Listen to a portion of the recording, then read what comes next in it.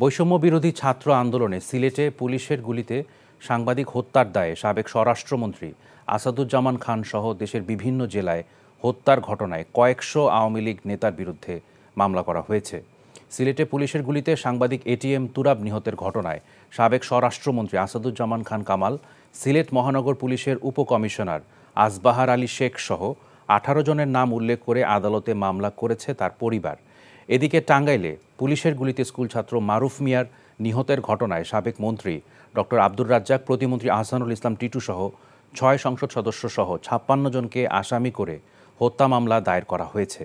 আর সাভারে এক স্কুল ছাত্র নিহতের ঘটনায় সাবেক দুর্যোগ ব্যবস্থাপনা ও ত্রাণ প্রতিমন্ত্রী ডাক্তার মোহাম্মদ এনামুর রহমান সহ আওয়ামী লীগের 3 শতাধিক নেতাকর্মীর বিরুদ্ধে হত্যা মামলা হয়েছে। এছাড়া কুমিল্লার কোটবাড়ি এলাকায় ছাত্র আন্দোলনে মাসুম মিয়াকে কুপিয়ে হত্যার ঘটনায় সাবেক সংসদ সদস্য আকম বাহাউদ্দিন বাহার ও তার মেয়ে সিটি মেয়র তাহসিন বাহার সহ 62 জনের নাম উল্লেখ করে 400 জনের বিরুদ্ধে মামলা দায়ের করা হয়েছে।